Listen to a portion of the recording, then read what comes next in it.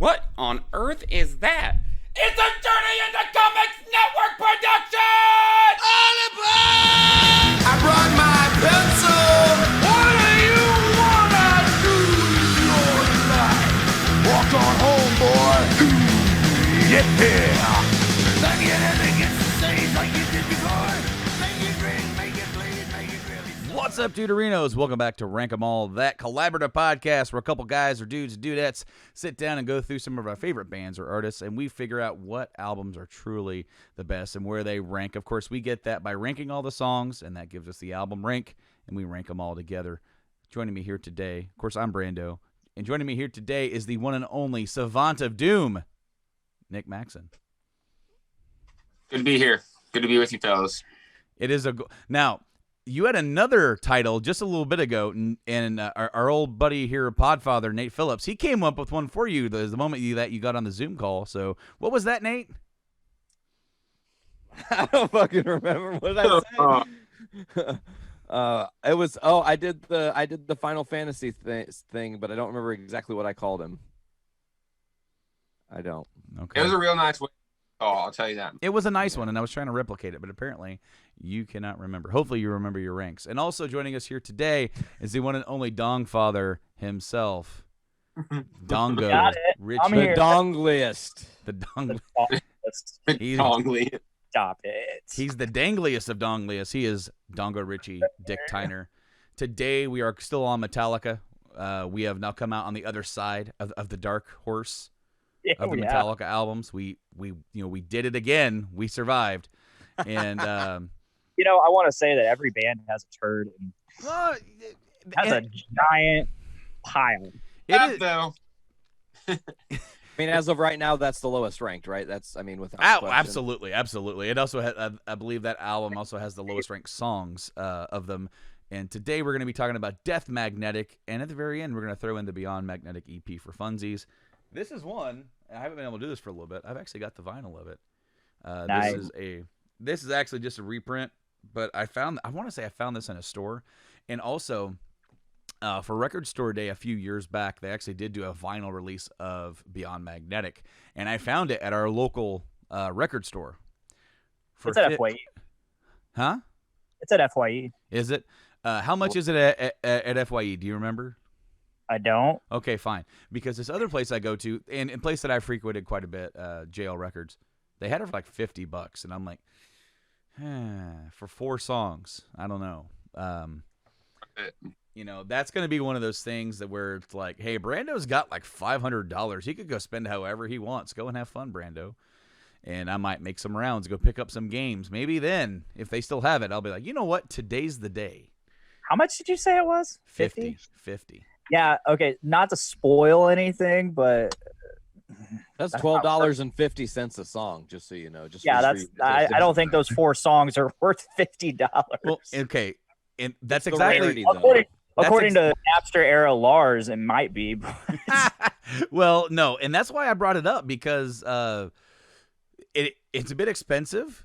It is a limited release for Record Store Day, and I get that completely. I have a limited Record Store release of one of my albums as well, and I actually had to go out and buy another version of that album just so I wouldn't open it.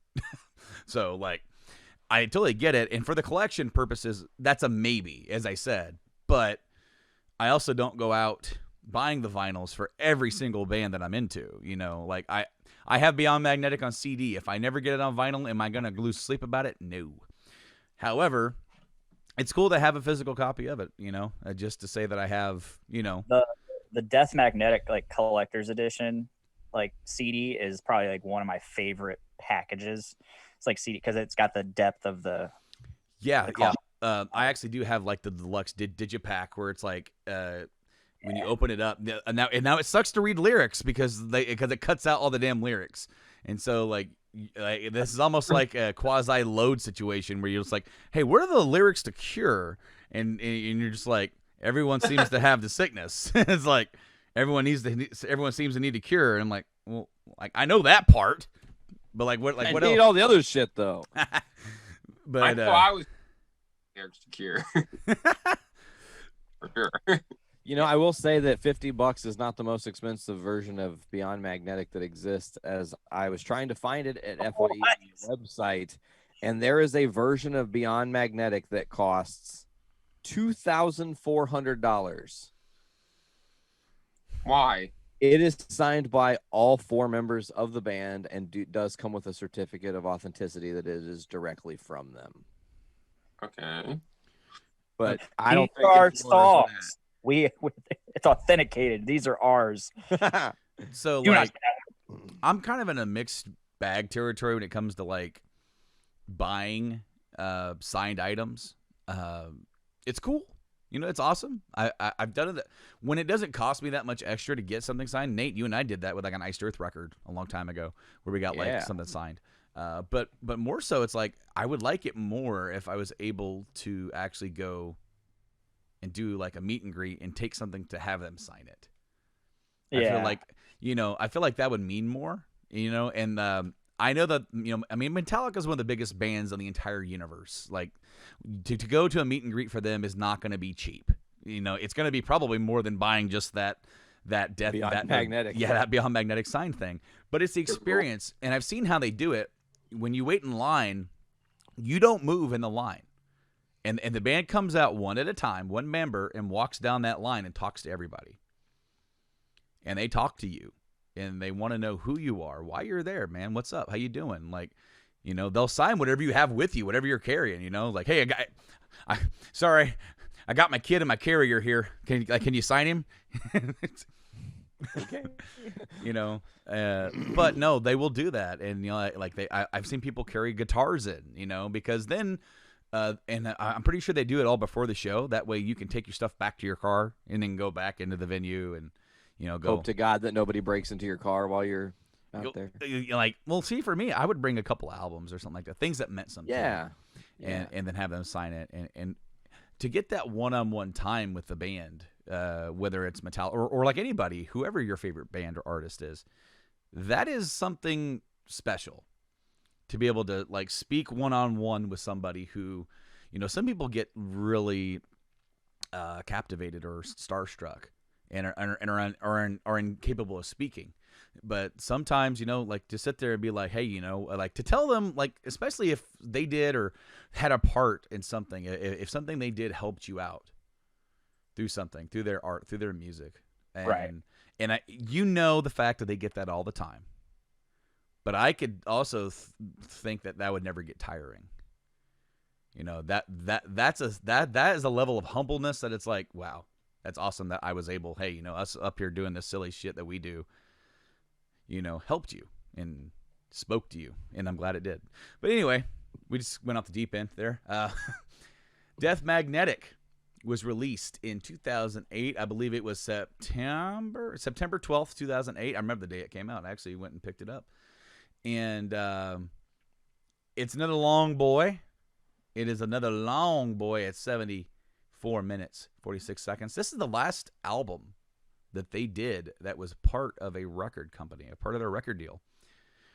Now, whether or not that original deal ever got augmented for money or whatever, but they originally signed a record deal for a crazy number of records, like 10 or something. And this was the last one. And after this, Metallica purchased their entire back catalog rights from Warner Brothers for multiple millions of dollars, and they formed Blacken Recordings as their own label to say, we own it, you don't own our shit. And not every artist gets to do that. These are the spiciest songs known to man. I remember hearing James saying he was telling his kid how important that was. It's like, yes, it cost us $25 million. It was more than what we wanted to pay. But there's something special about owning your own work, that nobody else can have a say in where, what, when, and how happens to your work. Yeah, and so you don't end up like the Police. You know, the Police luckily had rights to their music, but the song Don't Stand So Close to Me, you know, they got pitched all the time. Let us use that for a deodorant commercial.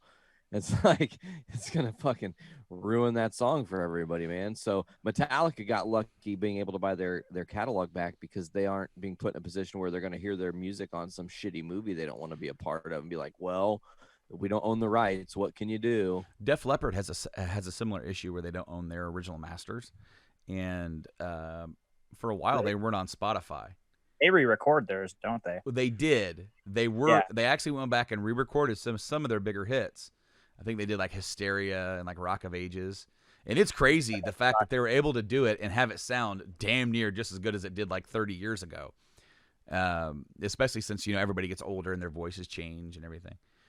Yeah. But they got an agreement. Not generally relevant at all. But Taylor Swift has a similar issue where she doesn't own her music. Her music got bought by somebody who, I guess, in some way wronged her or was abusive towards her, and he wanted to sell it. And this happened just like a week ago. So this kind of dates this episode from like when we recorded it, but. Probably her ex that she keeps writing about. It could be one of those damn exes. She has a lot of them. John Mayer was one of them. Good guitar player, John Mayer. Oh yeah, jazz guitar player. No. So she wanted to buy it back, and he sent her like a whole legal agreement that she would never speak bad about him again, never speak ill of anything that he does, or like basically it's like none of the things that you've ever said has ever happened. And she's like, I cannot do that. So then he sold it to somebody else, some other company, and this company's like, hey Taylor, we own your music. And she's like, yeah, cool. That's the second time that my entire catalog of music has been sold without my knowledge. That's awesome. No, but she's going through the same thing where she's going to re-record her stuff too. So that way she owns the newer recordings of them. So, this whole like rights issue, it really sucks for a lot of artists, for a lot of bands. That's why if you go to Spotify or something and you pick a band, there might be an album or two that are missing because it was on they switched labels and the rights issues then change. So like that's really unfortunate that a lot of smaller bands, I guess, are not as fortunate as like Metallica or somebody else who actually has the cash to lay down, knowing that, hey, we did all this great stuff and we made all this money. Let's go and spend that wisely on our own stuff. And they did. So Death Magnetic was the end of an era for that. Of course, one of the big themes for the album was death. And Lane Staley's death had a lot to do with that as well.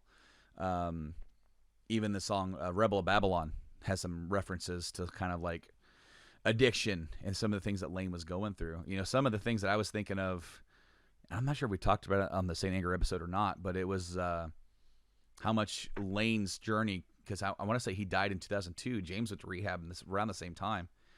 If like Lane's death had any effect on James' psyche during that time of like whether or not that pushed him to go to rehab or not, I don't really think that was a driving force. But the fact of here's this guy that we know, this colleague of ours, really good friend, he's now gone. If I don't take care of myself in my life, that could be me. And so they wrote about the themes of that a lot on this album. The album debuted at number 1. They became the first band to have 5 consecutive number 1 debuts. And it sold very well as well. I don't even platinums on platinums. That's all we're gonna go there. And they won some Grammys for this one too. Grammys. I want to say they won a Grammy for My Apocalypse. They pick some of the weirdest shit. Yeah. Yeah. What? Like they. Oh. I mean, I don't hate the song, but it's just like It's not the best. no, especially not on the record. It's like I would pick a couple different ones before that, but Yeah. like just like earlier when we like earlier on in the series, like hey, we won a Grammy for Better Than You. I wonder if the band's like, we did. Wow, like we really don't have to try anymore, do we? Maybe that's what it was. Maybe the music association's like, here's a good palatable song that doesn't mention fire or violence or anything like that. But then they picked My Apocalypse, so I don't know. The personnel for Metallica, the band members are James Hetfield, Lars Ulrich, Kirk Hammett, and the first album to actually feature Robert Trujillo. And this is also another big first. This is the first album that hasn't been produced by Bob Rock. Whoa. since they teamed up for the Black Album. This is a departure, and they brought in Rick Rubin, who's been a genre hopping producer, doing Johnny Cash, doing was it Chili Peppers, So many. System of a Down, yeah. So it's like, mad respect for all that, but also we need to talk about the loudness of this record before we actually start diving into the songs. I'm looking at the comparison on their Wikipedia page. So I got that picture, and it's a picture of the song "My Apocalypse." I sent it to the group chat, and that is the WAV file. Those are the audio samples of and I have it on screen right now for everybody watching, on the YouTubes that you can go watch the videos of this. The top one is "My Apocalypse" from the CD. That is the CD that we all bought. And the bottom one, the one that looks not nearly as loud, was ripped from Guitar Hero, where it had been remixed to be a little bit more palatable. I mean, this album is loud. Yeah, so I've been listening to, like, every so often it'll come up in my shuffle while in my car, and it sounds fine in the car. It actually sounds fine in the car. Not too loud, not too clipping all over the place and blowing out my speakers. As soon as I throw it in headphones, those things are blown up. True. I can't Listening. imagine what it sounds like on the Zune. Oh yeah, the Zune was a terrible experience. So much clipping. It's probably one of the things that's most written in the notes is clipping. Clipping again. More clipping here. Yeah. Why are we? I'm literally just. Spoiler, I'm not going to say it during the notes now because I'm just getting it out of the fucking way now. Mhm. It's lots of clipping, motherfuckers. It Even happened. in It was the remix bad. version. So I've been listening. My actual listens through have been through Apple Music, which is the remix remastered version. And even then, the snare, while better than Saint Anger, it's a different snare. It still clips, but it's lower volume. It's a lower volume. You can hear it kind of peak out. It's like, but the rest sounds great. Yeah, so if that's everything that we've got to say kind of preluding, I'll get this out of the way because this is how it's written, I believe, in the vinyl as well as on their Wikipedia. All lyrics are written by James Hetfield, and all music is composed by Hetfield, Ulrich, Hammock, and Trujillo.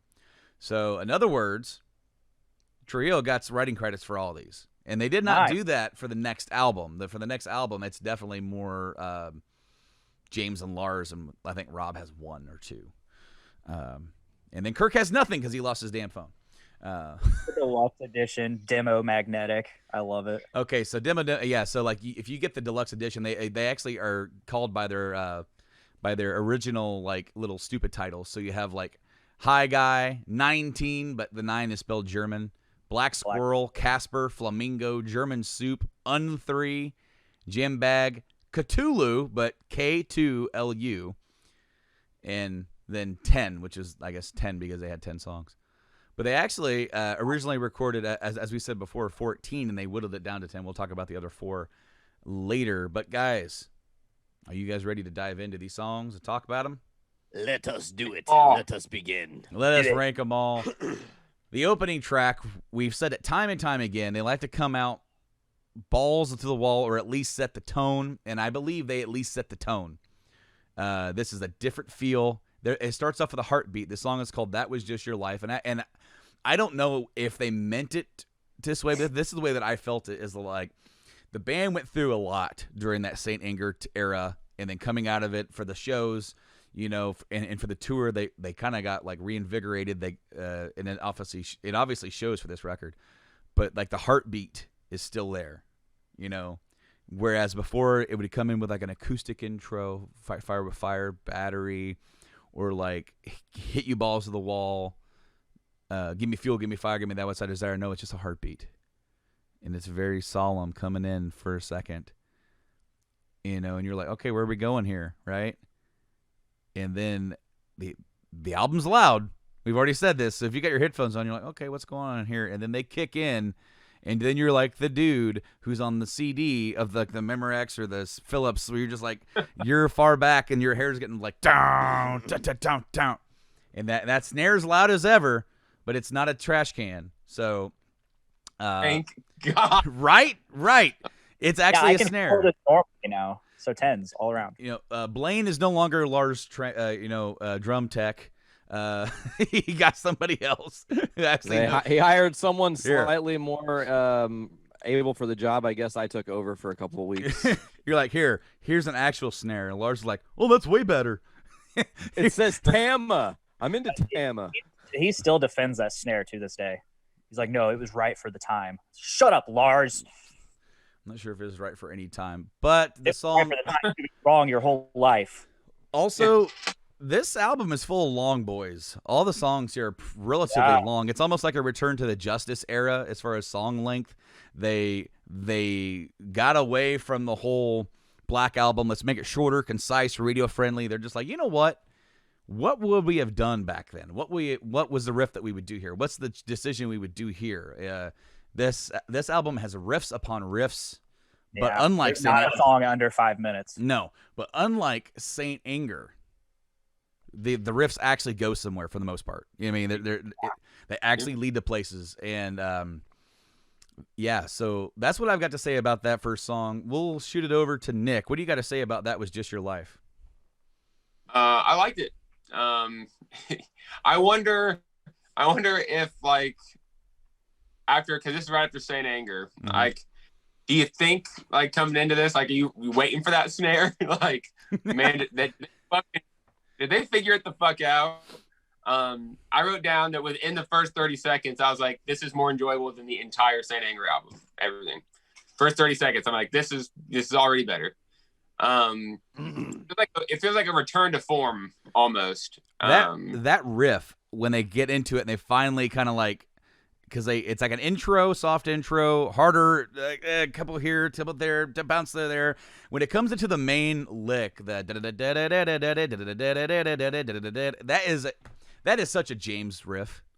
Like, that reminded me so much of just an 80s James. It's pretty simple, but how fast he picks it with the like little like triplet like opens the it's like, yep. No, I'm in. I'm all in. Yep. It was great. I loved it. I had a good guitar solo. We're back to having guitar solos. Yeah. Not only are they here, but they're pretty good for the most part. They're good. Yeah. There's maybe one or two that I was like, I mean, he's fucking kicking ass, but it's not the best. But I mean, most songs have really cool guitar solos. So that was nice. Yeah, I loved it. All right. Dick, what do you got to say? Like Nick said, it's a return to form. Where Saint Anger was probably the fertilizer for the modern era of Metallica. You mean horse shit? Horse shit. What grew from the earth that was fertilized with Saint Anger is just awesome. Like, it's a return to form.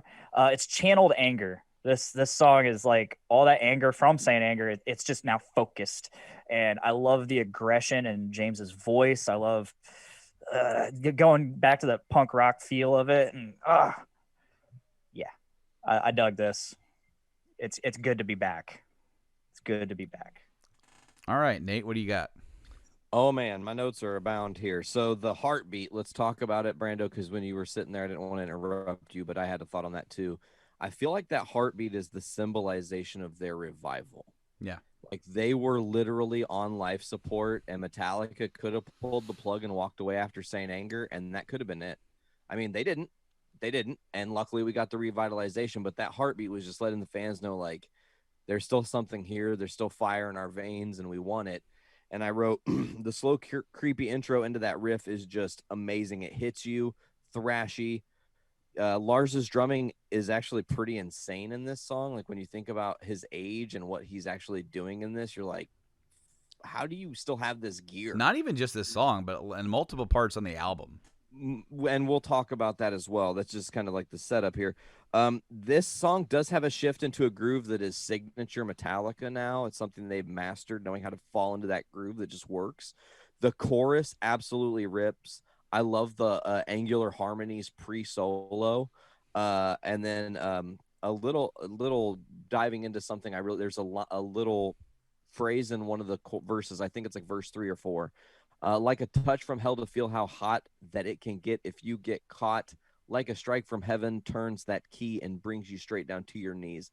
I love that line. I think it's just super clever wordplay. It is simplistic while also being very, very, very impactful. The super harmonic and fast bit fucking slays. And here's something we haven't talked about yet. You guys haven't said yet. This song does not feel 7 minutes long. No, it just doesn't. It feels like a 4.5 minute long song, and there's so much going on that you're like, well, because Lars is just keeping it going the whole fucking way. Yeah. And that, like I said, that 7 minutes runs through quick. So let's real quick, while we're here, talk about the total live performances. The number is pretty startling because I thought it was going to be less. 170 live performances. Wow. It must have been for that entire run because they did 2 different U.S. tours. They did a European run. They went over to China maybe during this time. Quebec Magnetic. Yeah.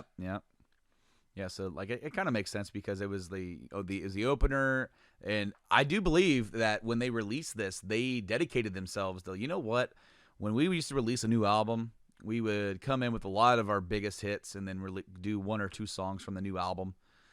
We wanted to go back to the old days when we didn't have all that great stuff and literally play like half the album. Like we're going to put in a lot of the songs, new songs, and really bury it into your brain that, hey, these are songs that you need to go listen to, go check out this album. So I feel like overall this album, you're probably going to see a lot more higher numbers than we would have. Like going back into the starting within like the Black albums and Loads. I mean, Black albums, you had a bunch of like 5-6 singles anyway, but with Loads and Reload, like there's plenty of songs in there that never got played live, So thankfully. Yeah. Nate, if nothing else, buddy, you got a rank for me? 8.25. Let's start it off solid. I think this is a great beginning for the album. And Dick? 8.5. 8.5. And Nick? Get 6.75. 7.5. Damn. I'm sticking to my guns on these ranks. I spend a lot of time going back and looking at old ranks from other albums and thinking like, do I like that song as much or not? Yes, I do. I did a lot of that. So, but fret not. I have a lot of high numbers on this. I was pretty excited. I was like, oh my God, I actually like these songs. Hell yeah. I gave this song an 8.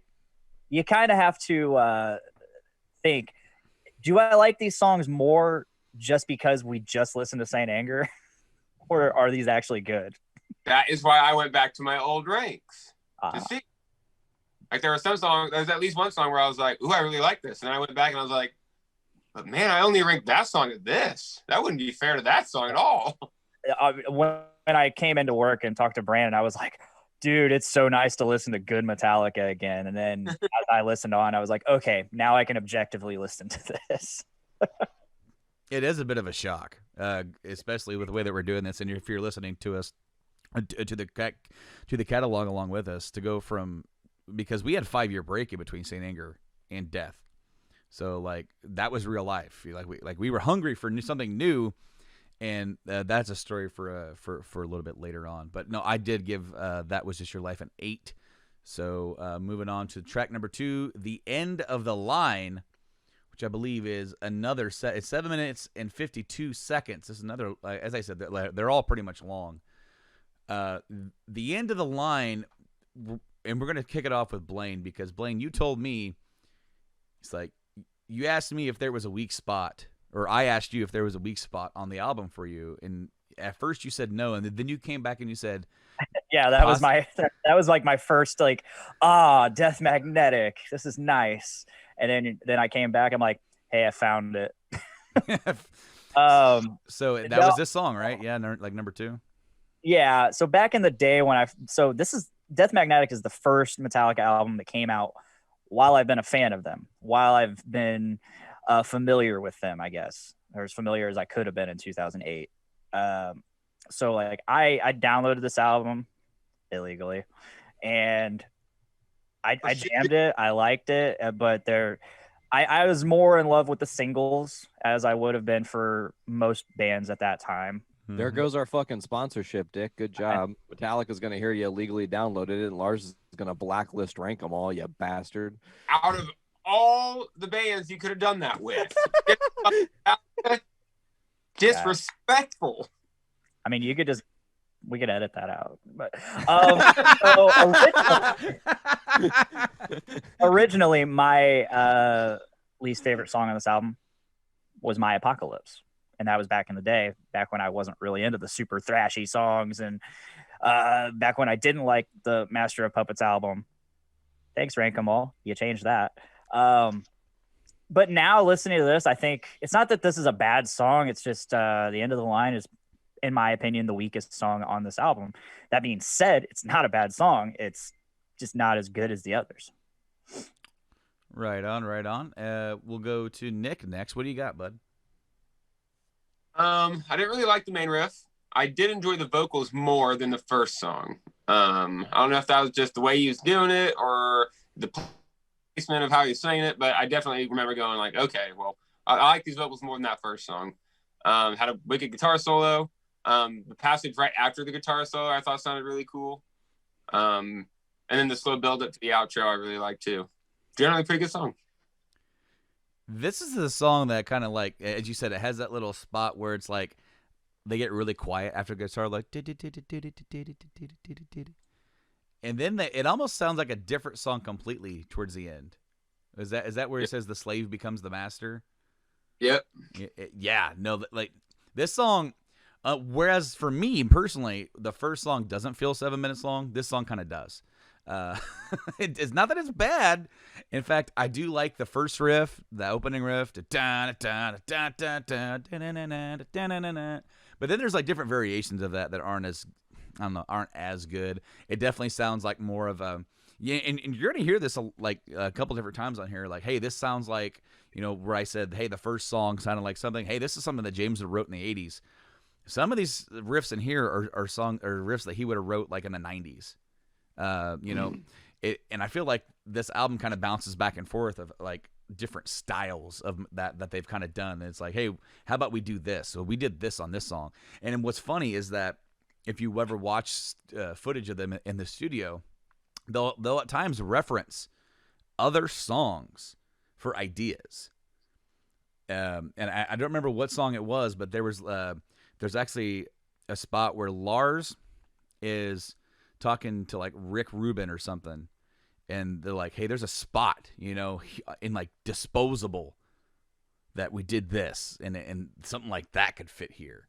So like now that they have all this back catalog and these other ideas, and they're trying to like, sometimes, dude, you're sitting there and you've been doing this stuff for 30 years. You're like, I don't know what to do, guys. I don't know. Like, well, what about this? What about that? You're like, well, hey, there's this song here, this song over here. This style is kind of like a Memory Remains style, but it's not Memory Remains. So they keep, dropping some of that stuff. But Nate, what did you think about End of the Line? Punchy and banging. The main riff is really catchy. I mean, once it's in your head, you're like, God, okay, it's good.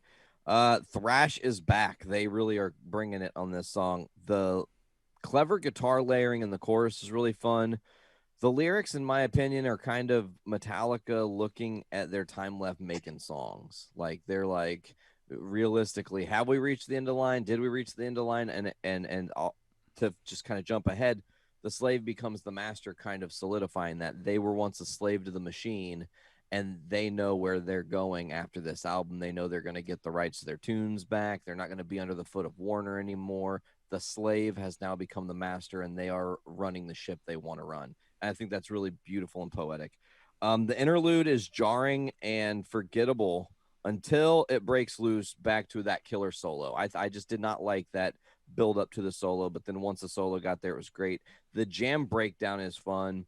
Slow guitars with bass feels like a mix of OG Metallica, here you go, and a blend of Load era, which they kind of blended perfectly. And I do love that line, the slave becomes the master. It's one of my favorites on the tune. Let's look at the stats here real quick. End of the line. And I also do want to mention that just like this song, the last song was only performed between 2008 and 2010. Mm-hmm. And that trend continues here as End of the Line has 149 live performances from the literally the day the album released was the first time it was performed live in Berlin, Germany, and the final time was November 18th, 2010 in Australia. Mm-hmm. Yeah. All right, Nate. Well, hit me with that rank. 8.25, just like the last one. 8.25. And Nick. 6.5. 6.5. And Dick. I'm with Nick on this, 6.5. Give this song a 7. As I said before, the length kind of gets me here. Whereas like the length really killed me on some of the songs in Saint Anger. I like most of what they did with the song, but that length just kind of, I don't know. It doesn't sit as well with me as the first song did. The next song, Broken, Beat, and Scarred. That clocks in at 6 minutes, 25 seconds. So a little bit shorter. A little bit more simple of a song here than the last two songs, especially like lyrically it's a little bit repetitive. But I actually like the theme of it. You know, don't give up. You know, it's pretty simple with how he says it. I actually do like just like what don't kill ya make you more strong. And I really love where they do like these big powerful chords after that, where it's like rise, fall, yeah. Wow, wow, wow. I for some reason sonically those chords are awesome with me. And there's a part at near the end where it's like it kind of shifts off for the solo, and I like the riff, the da da da da da da da da da. It's like very like whoa, like da da da da da da da da da da. Like the song overall isn't thrashy until that part. Like it's this song has a lot of groove. Just the simple bomb bomb and it was just a simple pull. It's very simple. It's almost like I disappear. Wow. You know, just a simple way to do a riff, but it works. And if there's one thing that I can add, and now is as good a time to say it as any, the overall contribution from Rob on this album, while you know, I know for a fact there's one song that exists because of him. But the overall feeling I get is just it's more in the pocket and groovy, where it's like maybe during the Newstead era where he was like really thumpy and heavy with it, and then he would be groovy when it called for it. You know, Bob was Bob on Saint Anger. That there's nothing on that damn album that's groovy.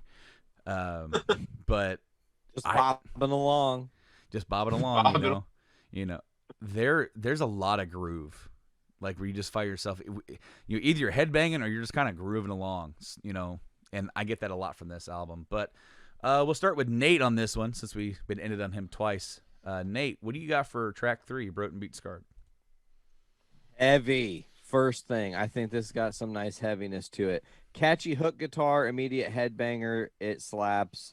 I love what don't kill you, make you more strong.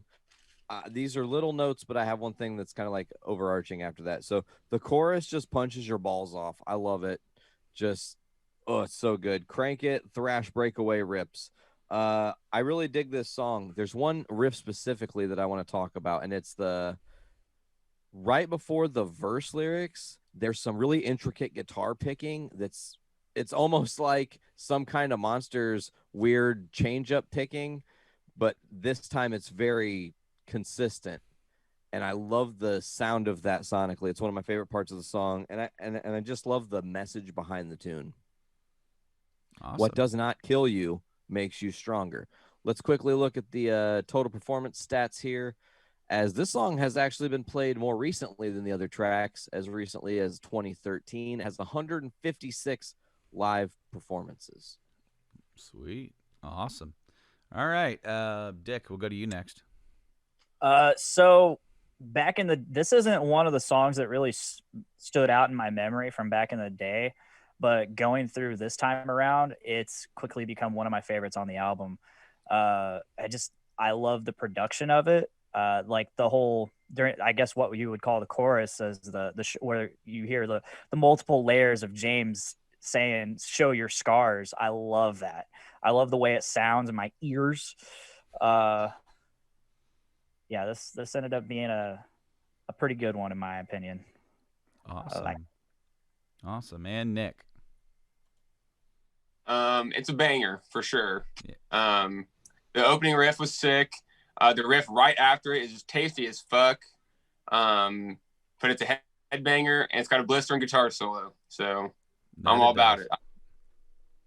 That it does. Well, you got a rank for me, Nick? 7.5. 7.5. Dick? 9.5. 9.5. Nate? Let's split them some bitches. 8.5.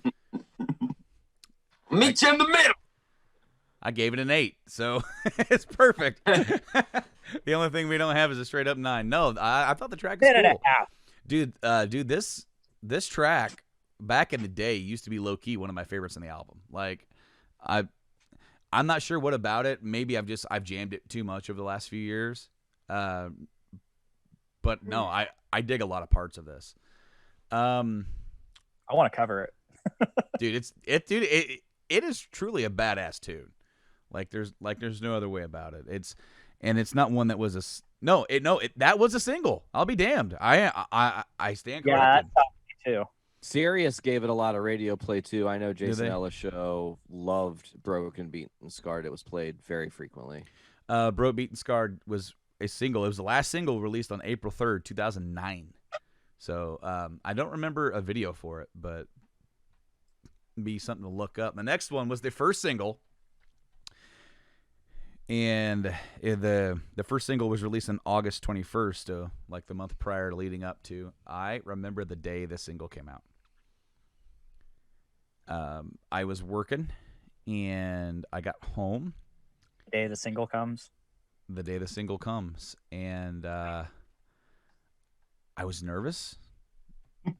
Anticipated, this is something really highly anticipated.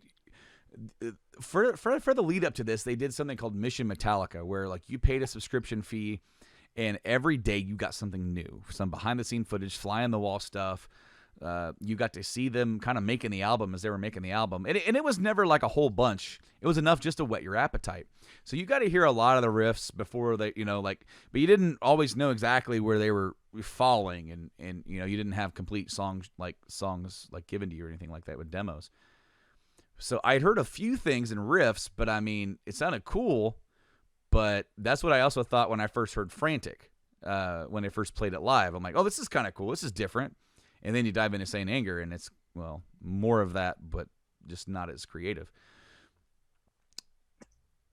Oh, man. Getting home, firing up old YouTube, circa 12 years ago. They had released a video. I sat down, hit play.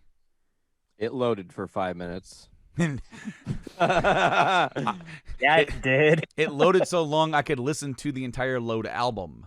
And no. Like it loaded, and I was immediately like, wow, this is different. And then it clicks, and I'm hearing it. I'm like, this is damn near Justice. This is like Justice mixed with Black Album. And yeah, no, the song took me away. This song is the Day That Never Comes. It is placed at track 4. Very similar to Fade to Black, Welcome Home Sanitarium. 1. The original Unforgiven as sort of like, well, and it actually fits more with the other 3 that I said, because all 3 of those songs, they have a soft section, a harder section, and then a jam section, where the end of the song is just them tearing it up. And this song does exactly that. And I felt this is the very first full thing that I heard coming into a new album. I must have listened to that song so many times that night. I bought it on iTunes just so I could have it on my iPod and play it everywhere. In the car, at work, in my shower, just where because I couldn't get enough of it, because I'm like, coming off of Saint Anger, and we've already discussed it, so you know exactly how we feel about it. That was the first album that I had released after I became a fan, and when you have nothing else, it seems cool, but then after a while, you start becoming a little bit more objective of it. and it is very different. Then to hear something here that is modern for the time in 2008, sure, but it has flavors of stuff they've done and mastered before, no pun intended. But no, this song is a fucking banger for me. I love the theme of this song of abuse. Not that I love abuse. I love the fact that they tackled it. Because it is something that's hard for people to talk about. You know, nobody wants to be the one, whether it's fear or whether it's like if you don't want to be the person to stand up and say I'm being beaten, I'm being abused, whether that's physically or emotionally. And then for guys, it can be even harder because it means, you know, having to demasculate yourself as to saying I'm being abused by my partner, which is entirely, you know, that's entirely, you know, possible. And the fact that they covered it's a heavy topic. The song is fucking heavy. I can't say enough about it. I love the solo. I love the dual Iron Maiden guitar stuff they do here. It's great. That was one of the that was one of the first things when they kick into the heavy part and they go into the little dual. James and Kirk are just playing that, and I love when they play it live. They both do that, you know, because James doesn't get a lot of shine time for lead stuff, and so for them to sit there back to back and play that shit, like that is the shit that got them into playing music, you know. That, and for them to bring that back around, you hear that some on this album, you're gonna hear it more on the next album too, and they're like, it's just awesome. I got nothing else to say about it. Dick, I'm going to you. Well, you said all the things I wanted to say, especially that last bit about the dueling guitars, because, you know, again, this is fresh Metallica for me back in the day. So when that premiered, I was stoked, and I really dug the softness of it. And I love those octave chords they're playing in the beginning, that main hook. And then, like you said, the material covering abuse and all that, like that's something I didn't quite get back then, but now it's definitely coming to my attention nowadays, now that I'm actually listening to it and, you know, actually enjoying the music for what it is. But I thought it was a solid first opening single. I want to give this song a 10, but like I think the length kind of kills it for me, despite the fact that I actually like what's at the end of it, where the whole end of the song is just nothing but like 3 minutes of jam. It's the second longest song on the album. It's 8:15. Yeah. It just kind of, the length, it's like, okay, I'm ready for either lyrics again or the next song. Let's move. But yeah, I love this song. All right, we'll go to Nick next. I love it. The intro is amazing. The vocals are fucking awesome. The chorus rocks. The interlude into the fast part in the middle is incredible. It's even more killer when it picks back up again. The solo is monstrous. It's definitely my favorite song on the album by far. Hell yeah. And Nate. I wrote these as probably my longest notes on the album, so there's a lot to say here. A lot of things you guys have covered, but this is just from my perspective. Slow, emotional intro. I love that. It has Unforgiven vibes, but at the same time is very different. Vocally beautiful and moving, especially with the lyrical content and what is absolutely being spoken about, abuse and stuff. The heavy chorus is awesome, but the clipping is so noticeable. It's really bad there. I wrote, who mixed with Audacity? Because that seems like what they must have done. Love is a 4-letter word is one of my favorite lines. That's in a great song. And never spoken here. One-esque breakdown, and I say like one-esque, like it is very much like one. The breakdown is great. Fast, thrashy. The harmonies, check. Solid bass, check. Pre-solo is super, and I literally wrote a bunch of different angles to describe angular. Solo is raging. The finger tap outro ending is the shit. The song has been played 176 times live, which is a large number, as recently as the S&M 2, I do believe. It's a great version of that Was its song last too. live performance. Yes, I agree. I can't wait to cover that. Nate, you got a rank for me, pal? 9.25, my bro. And Nick. I give it 10. Finish your drink and open another drink and drink half of that drink. Finish the drink, all 32 ounces. Right.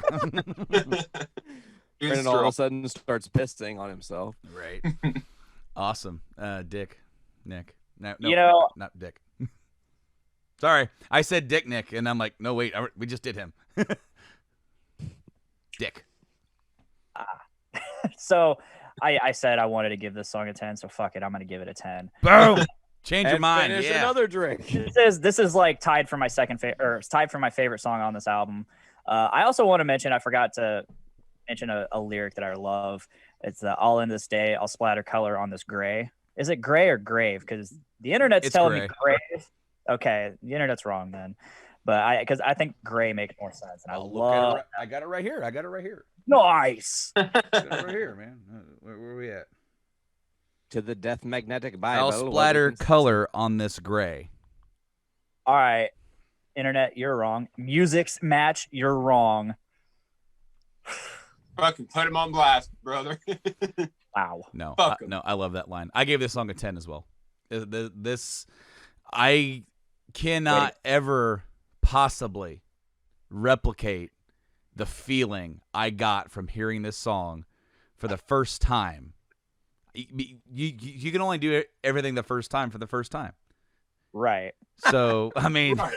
right? I remember. So I got my driver's license around this time. So I was constantly like burning mixed CDs, and this was like on every single one of them. Oh, dude. This album is so really quick. I want to say one thing because I forgot, and this is a good point to mention it because this is around the time that I got my dad really heavily into Metallica. It is jamming on everything, and it's also the same time because 2008 was the summer of 2008 is when he bought his Mustang. His 2008 Mustang only has 50,000 miles on it to date. Yep. It also still has Death Magnetic as one of the 6 albums in the fucking car to this day. All right, Nice. so I actually got to cruise with your dad in the Mustang with Death Magnetic in there, and because that was like right around the time we were getting the band back together, and I can't remember why you had to leave or do something, or we had to wait for you. Maybe we were waiting for you. But he's like, "Hey, you want to run to Casey's?" And I said, "Yeah, sure." So I, run out there, grab a drink, and grab myself a Twix. And he, he's throwing on Death Magnetic, and I'm like, "Hell yeah!" And he's like, "We're talking about it." And as we're talking, I crack open the Twix, and I take a bite of it, and we're talking. He goes, "Did you just open up a fucking candy bar in my car?" and I'm like sitting there with the Twix going, "Okay." Oh no, great shit. Love this song. 10 all the way. The next song is another single, I do believe, second single, All Nightmare Long, that was released as a single on December 15th, 2008. This is one of the Rob Trio songs. Like some of the direct inspiration for this song came from, and you can find it on the deleted scenes from Some Kind of Monster. During the St. Anger era, he was playing this flamingo stuff that like one of his relatives had taught him. And James is like, that is funky. So they're messing around with some of that stuff and just playing some stuff on guitar. Well, that got brought back around because when you hear All Nightmare Long, this has got to be the fastest, thrashiest Metallica song they've done in years up to this point. And it doesn't stop. Like I recall listening or watching the Big 4 DVD, the bonus features, like all the stuff leading up, and they're in the practice room backstage, and Lars is like, do we have to do All Nightmare? He did not want to do it. Just for practice, at least. Oh man, no! It is a killer freaking song. It's another, as I said, another long boy, 7 minutes 58 seconds, and yeah, I mean, as I said, unrelenting. The video is freaking weird, It's like this like cartoon Nazis making monsters and all kinds of weird shit going on, and it's like overtakes the entire world with some sort of like man-made pandemic. Oh, trigger word there. Yeah. Okay. All Nightmare Long. All Nightmare Long. We're gonna go over to Nick first and see what he's got to say. I loved it. The chunky intro is awesome. The chorus is cool as hell. Lyrically and the way he does the vocals, the whole song, I think he kills it. And had another wicked guitar solo. So they, the boys are back. They're definitely, they're like, you know what?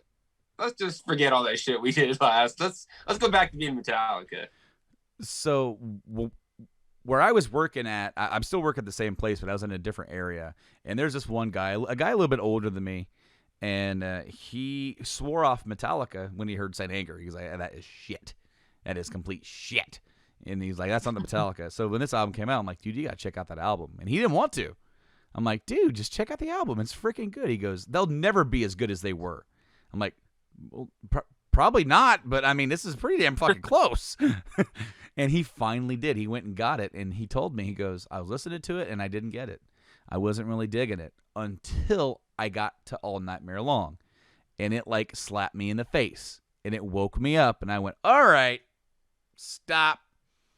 Now I got to go back. And he went back to the beginning, and now without the bias perception of him not wanting to like it, he's like, I love it. It's great. Anyway, we're going to hit up Dick next, man. What do you got?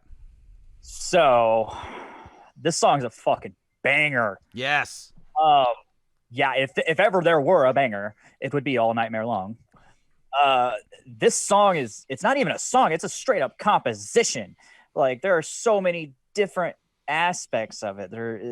And putting them all in place, and it just all lines up perfectly. All that being said, I am so fucking sick of this song because I've heard it so many times over the years. This is probably like my most heard song of this album, just because like it's just one of those songs that's always played on either on the radio. I played it on Rock Band. I played it on Guitar Hero. Played it on Guitar Hero Metallica. It's just it just again it also ended up on several mix CDs, and just this song. Fault there on the mixtape. You made them. I did. I believe so. The first CD I made when I got my license was I got my license. And then I had another one called "This CD's Cooler Than Your Mom," and then several others. Of course. Oh yeah, I always had funky names for my CDs. And here I was over here. I had like 10 volumes of Kick-Ass Mix, and I would just write. Eventually, I stopped writing Kick-Ass Mix and just start writing Volume 10, Volume this. And then I had another one that was Stuff. Just Stuff. And then I wrote and then I wrote Stuff Volume 2. And like, oh, shit. You also made me two mixes that were 13 and 13-2. 13, 13, 2. You know, at some point, I started doing, like, the volumes, and I started having a 2-disc set. So it was like, well, here's Volume 10, Disc 2. And then I also had this one program where I could do like mess around with the fade ins and fade outs and placements, and like I think it was like Acoustica or something like that. And I did this one mix thing, and I just remember it being like I tried to capture like these different kinds of like emotions and feelings I was having at the time, but like picking all these songs and blending them together in a certain way. Like I would try to find like the best way sonically to blend them together, so that way they just, instead of having a hard track 2, they like you had to start at track 1 and listen to it all the way through to get the crossovers. Mm-hmm. Yeah, that's what I was doing. But yeah, all Nightmare Long. You know, there's just so many awesome movements in this song. It tells such a kick-ass story with the lyrics. Like it's so descriptive. And yeah, you're just banging your head the whole way through. I love the dynamics of this song. Your luck. And the trim picking with the I love that's that flamenco stuff, man. That's that. Yeah. Some of that stuff they were doing there. Luck runs out. Yeah. James killed it on this song. He did. He absolutely did. Nate, what do you got, bud? exotic and fucking heavy. Thrash is alive and well. The verse riff is unique to the Met style, honestly. Mm-hmm. Like and like you guys said, it's a different change here. We hunt you down without mercy. I love that line. Solo is fast, but not my fave. The post solo is so jammy, and that silent pause works so well in the song, creating a literal just like bam back into it. There's one thing in my notes I wrote, and I'm gonna be honest with you guys, no fucking clue what it means or what it says or what it even is. I wrote Wata, a weird symbol, and then 1,2 question mark. I don't know what that means. I have no recollection of why I wrote that or what that part in the song means. Wata. No. I used to have a misheard lyric in this song. It was hunt you down without mercy. I used to say hunt you down with adversity. I don't know why. I hunt you down with people stopping me from trying to hunt you down. So I've come a long ways, guys. Nate, that whole thing that you said, it kind of reminded me of like Yulux runs out. Oh, maybe that was it. Wata. It's like maybe that's what I meant. I don't know. No fucking clue, guys. Sorry. 103 live performances, though. That's impressive. That's it. Yeah, 103. Last performed Wow. live in 2015 for Quebec Magnetic. Wow. I expected more. Well, maybe Lars is the reason. Like, no, I don't want to play that song anymore. I'm like, fuck that, dude. I'm tired. Hey, can we do an acoustic? Can we do an acoustic version of that song? That might be interesting, actually, especially with the way they've reworked some of their songs to be acoustics. And then the weird, for those, this will date this a little bit, but for the acoustic All Within My Hands special they did this year, there's a version of Damage Inc. that is the heavy version of their acoustic version. Disposable. It was disposable. Disposable. So not Damage Inc. they did an acoustic version of Disposable Heroes. It sounds completely weird and off, but it's different. And then for this thing, they like made that song heavy, so it's like a completely version 2 of Disposable Heroes. What the fuck? Yeah. It's different. It's weird. But one thing that Lars did say on Howard Stern pretty recently when they were advertising that one drive-in show they did, and they played All Within My Hands, like the acoustic version, right? And of course, Howard's like, so like, are you guys gonna go until like you guys are in your 70s? And like, well, yeah, like if we're able to, that'd be awesome. It's like he's like, granted, you might have like, 126 versions of like songs that sound like All Within My Hands acoustic, other than like 126 batteries. but it's like, like we're gonna like maybe like the heart and speed's not there, but the heart's there, the attitude. All right, Nate, what do you got for a rank? I gave it an 8.75. 8.75. And Dick? 10. 10. Boom. 10 from Dick. Finish your drink. And Nick? 9.25. 1.25. Damn near a 10. I also gave this song a 10. So finish after you're done finishing that drink that you're still finishing, pour yourself another one and then finish that one. Good Lord. At this point, the listener is drunk. if you're not drinking the right shit. Up next was not a single, but really sounds like it should have been. Cyanide. I thought it was. No, there's only 3 singles from the album, and Cyanide clocks in at 6:40. It's the second shortest song on the album, and the one thing that I remember from this is the groove that I'm talking about, and it's got some really cool like spots where the bass stands off on its own. The dum dum dum dum. This song, as far as their groove and it being kind of straight up, kind of reminds me of like a Black Album type song, but it's also not. It's kind of weird. But we'll start with Dick. You got anything for Cyanide? Yeah, I thought it was a single. It's very single-y. It is. It's very catchy. It's very radio friendly. I swear I've heard it on the radio, but I mean that's possible without a single, I guess. Yeah. Yeah, there's just nothing wrong with it. I've heard people say this is their least favorite song on the album, and I'm like, I don't. It's not my favorite. It's not like Nightmare Long. It's not like Day That Never Comes. But honestly, I could have swore this was a single because it sounds so much like a single. I think it's because it's one of the earlier songs in Metallica Guitar Hero, and it was around that time, and it was like popping off, you know.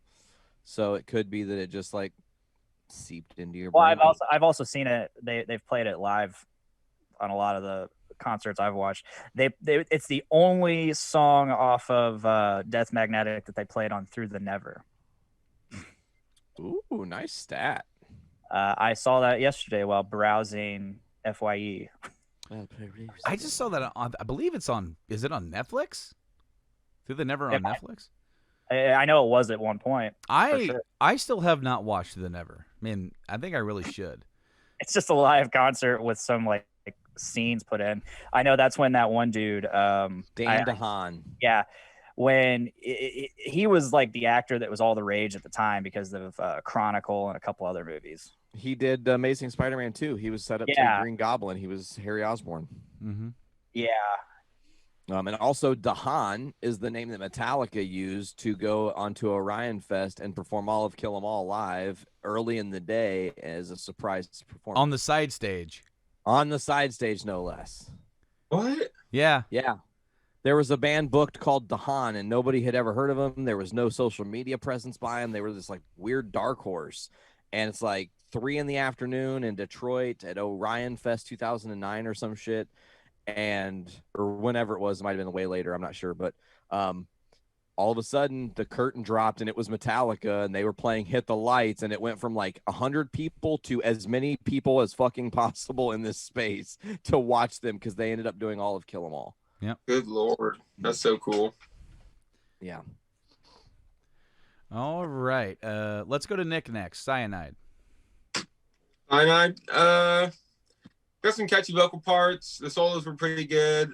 I wrote harmonized guitar licks rule. Overall, pretty good song. I'm annoyed by the chorus. I don't know why. It's just maybe I've just heard it too much. I'm just sick of it. But overall, yeah, it's a good song. I like it. So, like, the original song title, of course, like, on that demo thing, it was originally called, like, German Soup. But, like, at one point, the song is called Azrael. And so, like, the line suicide, I've already died, that was already there. But then instead of saying cyanide, he would say Azrael, something, something now. And, like, and then it got changed at some point. And I'm glad they changed it because I like it a lot better as cyanide. But, Nate, I believe you're the last one. Oh, how sweet. Cyanide. Wah, wah, wah is the first line I have. Wah, wah, wah. The bass lead is really fun, though. Coming right out of that into the main part of the song. That little groovy thumper. Slamming beats from Lars are impressive. The chorus is interesting with vocals following the unique guitar riff. Break this empty shell forevermore, one of my favorite lines. The acoustic break is ultra catchy. The solos are effective in the chorus, and they're trying to create it says solos are effective in the chaos they are trying to create, not the chorus, the chaos. Did Dave sneak back some of these riffs into the band? Because it sure felt like Dave in some of the spider riffing and the way they were doing some of that stuff. And I liked the chorus outro. That's my notes. As far as live performances are concerned, Cyanide, the tune, has been performed 184 times as recently as 2018. So it's been played for the majority of the past 10 years. One of the lines I like from the song is from that little interlude part was, say, is that rain or are they tears that stained this concrete face for years? I like that a lot. But Nate, give me a rank. 7.75. 0.75. And Nick. 8.25. And Dick. I give it an 8.5. Could I also get a lyric check on this? Lyric find is, I'm not digging this. What I'm seeing. So Suicide, I've already died. I thought it's just the fuel I've been waiting for, but they're saying Funeral. it's funeral. Okay. You're just so, the funeral I've been waiting for. okay. It says it's just the funeral I've been waiting for. Dog, maybe you should find a better site for lyrics. Well, Use I'm AC really- lyric, dog. this is just a Google what Google's pulling up like on their search. Well, Google is horseshit. Yeah, stop Google. Like it's like Metallica printed it. I mean, I'm not saying that they're not. I mean, they're not infallible by any means, but just the fuel I've been waiting for. It sounds kind of weird. I gave the song a 9. I really dig it. It's one of my favorites from the album, early favorites. So the next one though is definitely also one of my favorites. The Unforgiven III. The Unforgiven has now officially become a franchise. It's a trilogy of movies now. The Unforgiven 3. It's still pretty long, but what sets it apart? Okay, number one, this one isn't a single unlike the other two, and it doesn't start directly with the horn like the other two did, and I think that was on purpose. I think James wanted this part to stand aside, just kind of like when you have, a fistful of dollars, a few dollars more. Good and the bad and the ugly definitely stands apart. And all throughout the Unforgiven, he's talking about his life. He's talking about things that have affected him, his upbringing. In the Unforgiven 1, Unforgiven 2 is possibly about him finding his wife and trying to like open himself up to her. This song, lyrically, Jesus Christ. If you know his journey that he went on during the Saint Anger era, and how his wife threatened to leave him and take the kids, and all he's ever wanted was family, and he had it, and here he was just squandering it away, right? There is some great lines in here, and I pulled out the actual official lyrics so I wouldn't get them wrong. Oh, just the opening lyrics. How could he know this new dawn's light would change his life forever? Set sail to sea, but pulled off course by the light of golden treasure. Like that is literally about like this whole thing of Metallica, this success driving him in certain directions.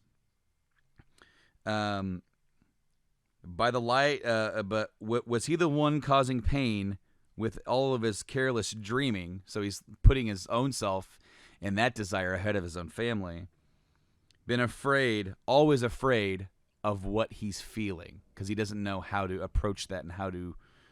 So here's something interesting, Brando. Let me interject here. Official Metallica site has different lyrics.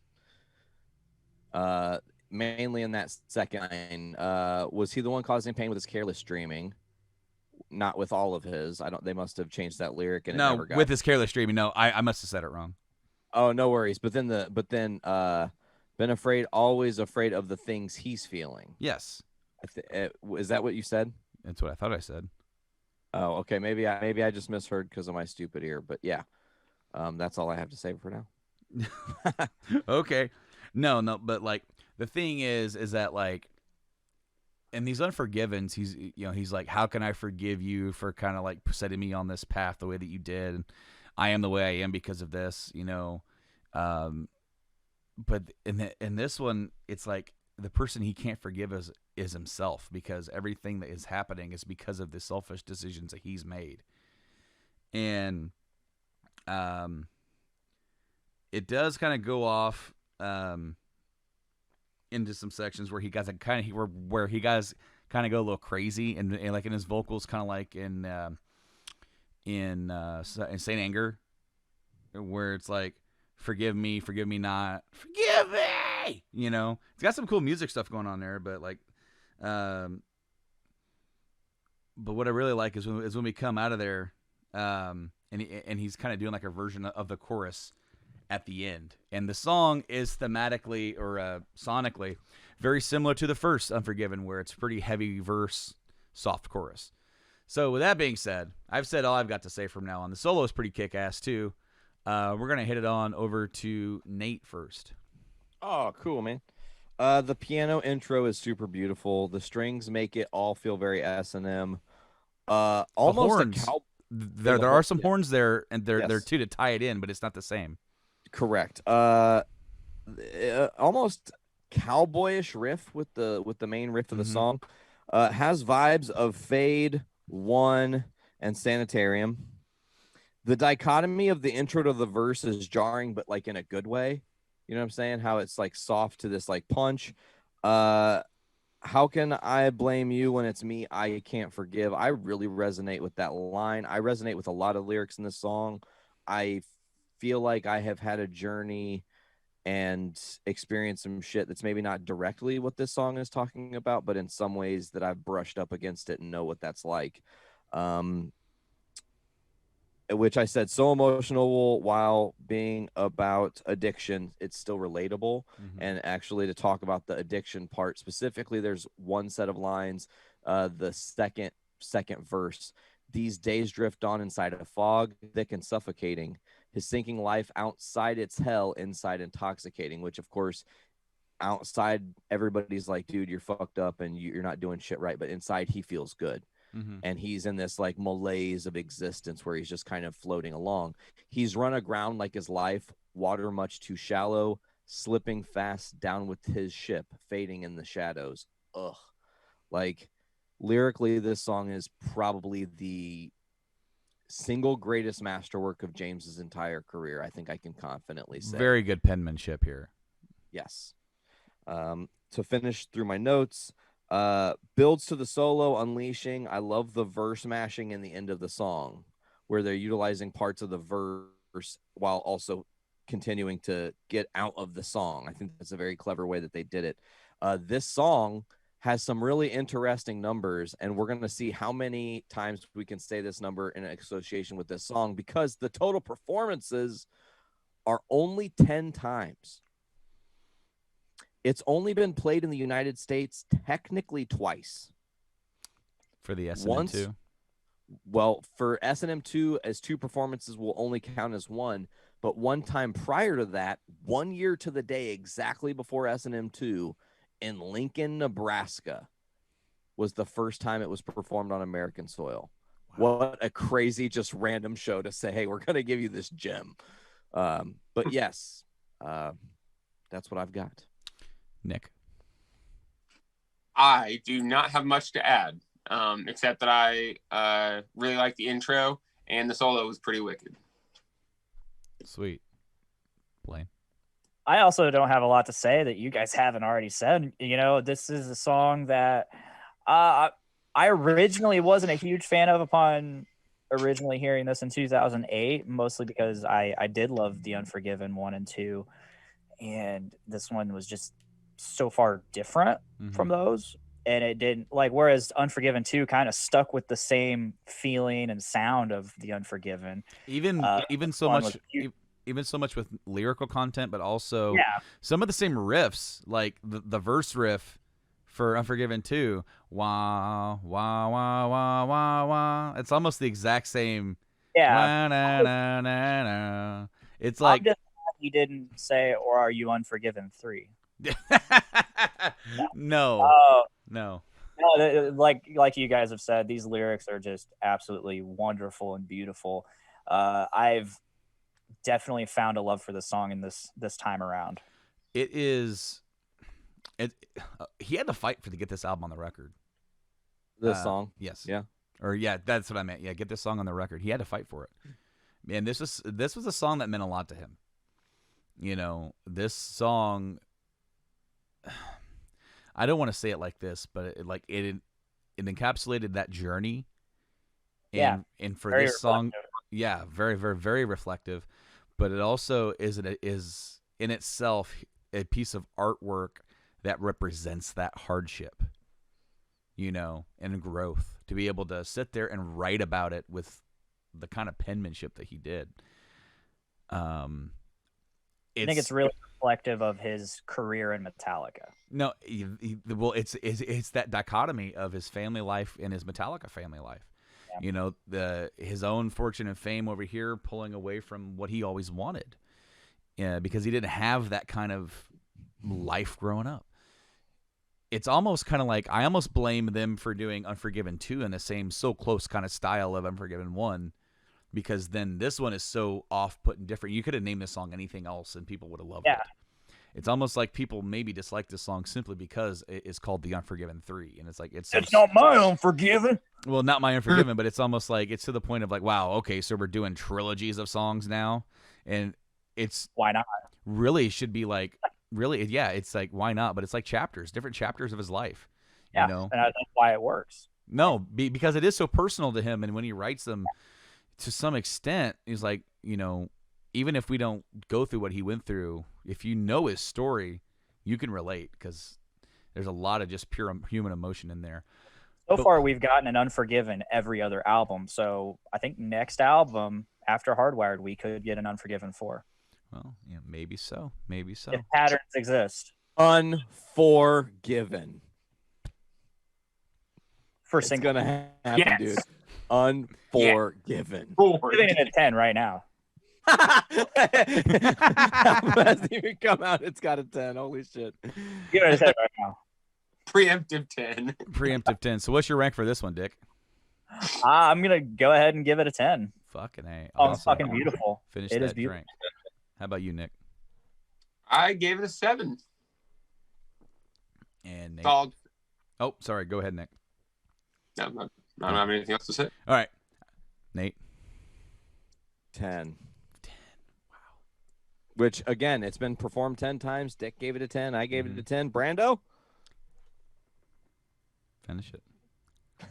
It's a 10. Finish that thing. So, before we move on, because I know that like, you know, this episode's kind of dragging on just a little bit, but I wanted to go through to see, have we had like, because I mean, we've only had 2 perfect scores for this entire run. One from And Justice for All, and I believe it was No Leaf Clover from like S&M. But like, when we're all done with this, and obviously we're going to go through and on like the bonus episode at the end of this, we're going to go through and see who gave the most 10s on how many albums. Because because so far, you know, Nate, you've given 110 on this album, but both Blaine and I have given 10s to the exact same songs. And Nick's even thrown a 10 out there for this one. So this might be one of the more 10 heavy albums out there, which is very interesting. Also, Pearl Jam's 10. the only way you could get Unforgiven 3 into a lyric that would make sense would be Unforgiven 3's Company 2. And that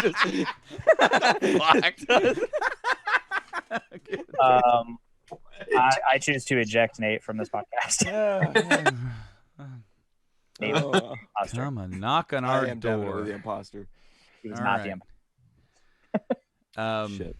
So the next song is the Judas Kiss, and I will say that overall this song is a definite step down from the last 4. Yeah. Yeah. But But song probably a step down from the last 7. sure. But the chorus, Start writing down. the chorus of this song, the bow down. God, that's one of the best choruses they've ever written. It's tight, it's fast, it's hooky. But everything else about the song is kind of like, it's all right. It's all right. I love that chorus though. But who wants to go first? Anybody? I'll throw it out there. I can go. I mean, I don't care. To me, it's a forgettable track, but it has a pretty monstrous guitar solo. It I'll give does. that. This is the one time album I used the word monstrous to describe a solo. So I'm not going to give Judas Kiss much, but I'll give it that. I do like the part with the big long chords. So what now? Where go I? But then I don't like the other verse. Like it just like down. It's like it just kind of like I can't get into a groove. But then with that freaking bow down, sell your soul to me, I will set you free, pacify your demons. Yeah, that's some good shit. We'll go Dick next. Yeah, I don't got a lot to say about this one. The chorus is, yeah, like you guys said, it's the best part. Besides apparently the monster solo, which I don't remember. I guess I zoned out the last time I listened to the song. There's some good but- solo work on the whole album. Like, Yeah, Really yeah, good and shit. I think I said that to you the other day at work, where I was like, "Man, Kirk really killed it this album." Yeah, the chorus feels very guitar wise feels very like load reload ish. Yeah, that's all. I don't have much else to say about this song. I feel like the chorus, the riff, with it all being power chords, moving around, that shows really good chops to be able to record that and not have it just be nothing but finger squeaks. You do all these slides and stuff like that. Like that's some tightness that I'll never have. It'll never sound that good. But Nate, we'll go to you next. For my notes here, I've got heavy and angular, icky, sicky verse riff with so many angles. It's so many. You're just about that this episode. Angles. All about angles, bruh. Well, look back to Ride the Lightning. It's a very angular album. There's a lot of, I mean, not direct similarities, but they're bringing back that old school vibe. That's kind of why I write angles, because it tells you they're going back to the well that they draw from. Yeah, but I mean, I like this song, but it's a little bit obtuse. Oh, I like what you said, like you did there. At least you didn't think it's acute. That's a I love the thrashy chorus. Shifts with even more angles and heaviness. The song does draw on by the time the solo hits to melt your face, which melt it does. The second solo section has some cool riff variations. Bow down. The song has been performed. Anyone care to guess? 12 times. Good guess. 17. Okay, good guess. Brando? 21. If this was fucking Price is Right, Brandon wins is the highest bidder because 30 is the times. 30. So it's been played 3 times as many amounts of times as Unforgiven 3. Interesting. Cool stat. Weird. Interesting. Any Also, last performed on Brandon's birthday in 2010 I like to think it was for him. in New Zealand, no less. We're sending a Judas Kiss to Brandon From New Zealand. Mwah. from New Zealand. All right, Nate, you got a rank. Yeah, Judas Kiss is an 8. It's the 8th song on the album. I gave it an 8. All right, and Dick. I'm gonna give it a 7 because it's less than 8. All right, and Nick. I'm gonna give it a 5.5 because it generally sucked. I think that's like the first time anybody said a song sucked. It generally sucked, though. It just generally no. Why we ranked it what we were. I don't even think like during Saint Anger we said it sucked. Oh, I think I think I it's think just You wrong. I think we did worse. We than talked suck. about how bad it was. We talked about how it's the worst. We talked about the quality of it, but I don't think it ever came out that it sucked. You called it cow shit, bro. Yeah, but I never said it sucked. even cow shit has a purpose. Yeah, I like fertilizer, mushrooms. bad and rank those, and like it sucks at the top of the list. I thought something horse shit's a little worse. That's what I thought. I don't know. I gave the song an Guess 8 we're because wrong, Nick. I gave the song an 8 because I love that chorus. Then it was one of the first things I heard from the album, besides the single "Day That Never Comes." I first heard that chorus and I didn't even know what song it was, so I bought the album. Like, where's that chorus? Where's that chorus? Where's that chorus? And I get to this song and I'm like, there it is. I found it. Yeah. So the next song. It'll have a horse shit sandwich. Yeah, exactly. Yeah. The next song, Suicide and Redemption, the first instrumental since A Justice for All, and technically the fourth of total instrumentals for the band. I did not like this as much when I first heard it. This is the longest song on the album at 9 minutes, 58 seconds. However, this song has grown on me a lot. There's a lot of back and forth stuff between Kirk and James on solos. In fact, on Guitar Hero Metallica, you can play the song. you can play the song with, I guess James did a version where he did all the solos, and Kirk had a version where he did all the solos, and they just kind of like did stuff. And for the final version, they just mixed matched their favorite parts and did that for this.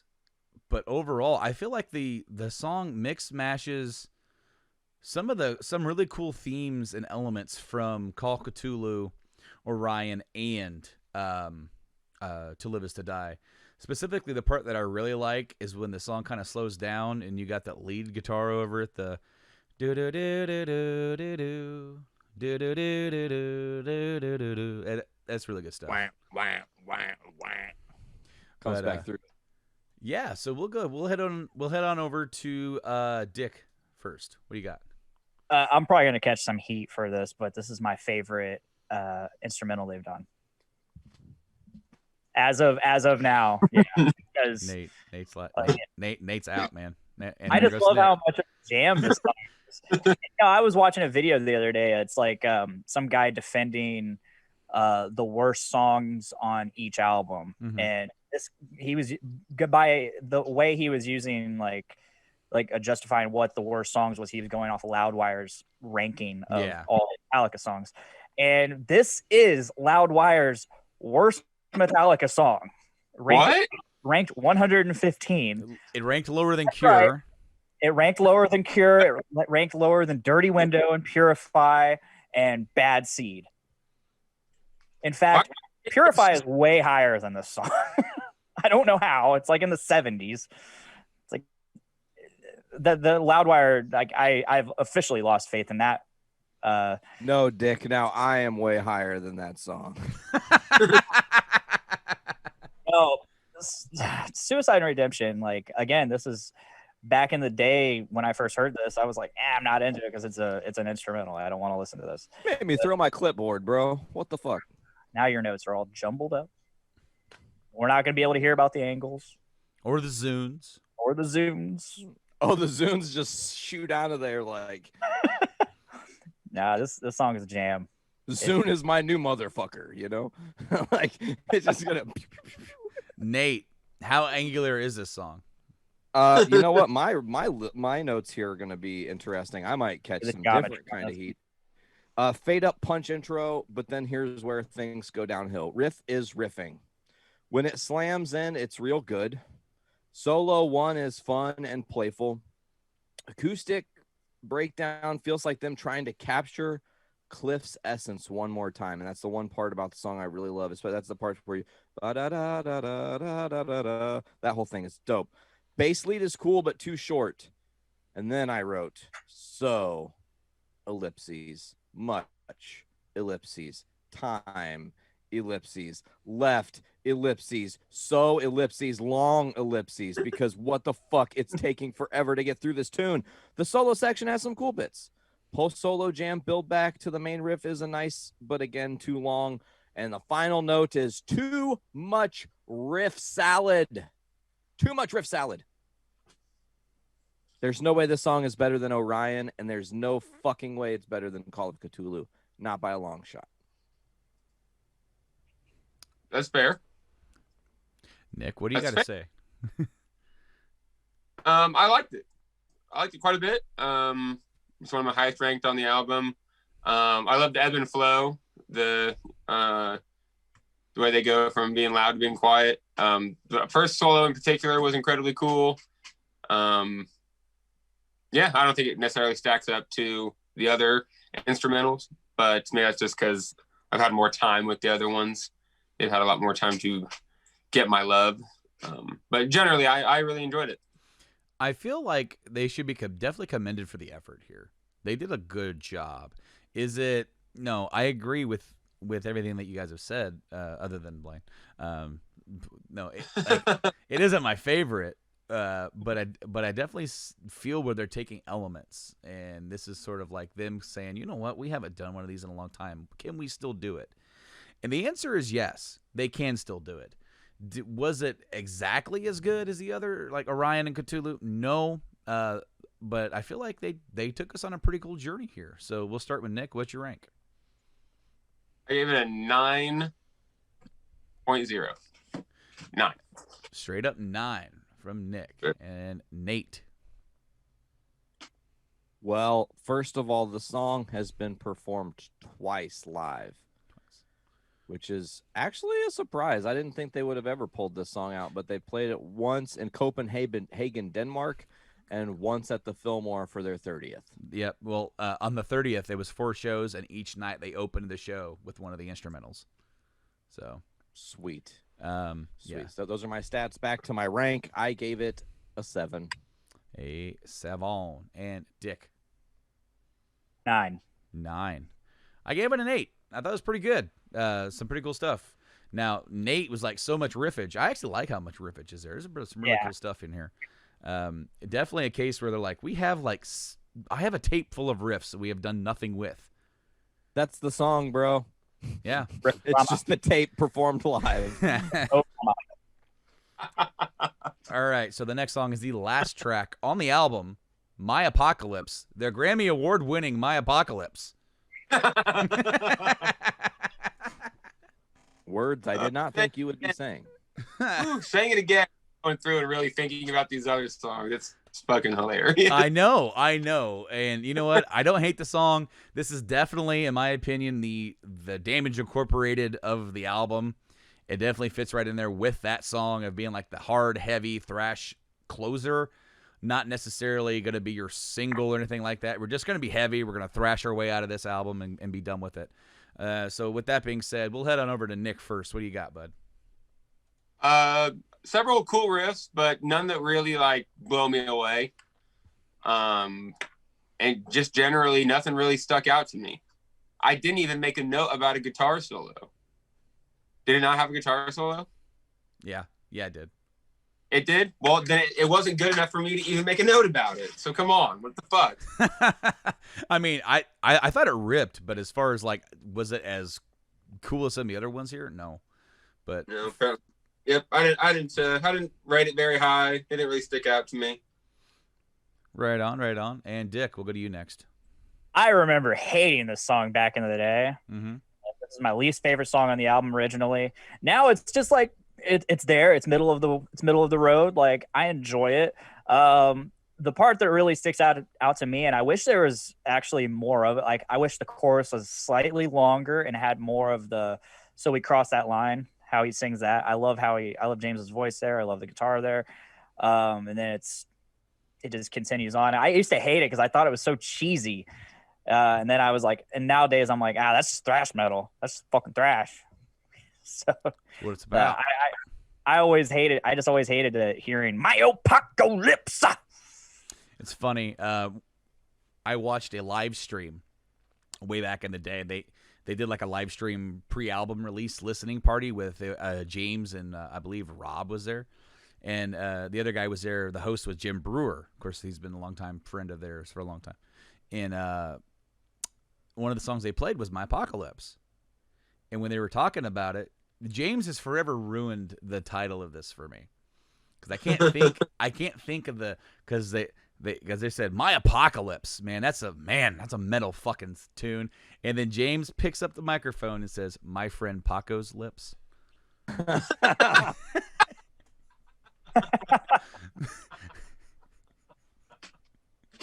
so good.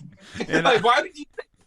My friend's Paco lips. So now I can never say or think about this song without hearing James laughing, saying "My friend Paco's lips," in that typical James Hetfield joking tone. I just can't. Anyways, Nate, I believe you're next.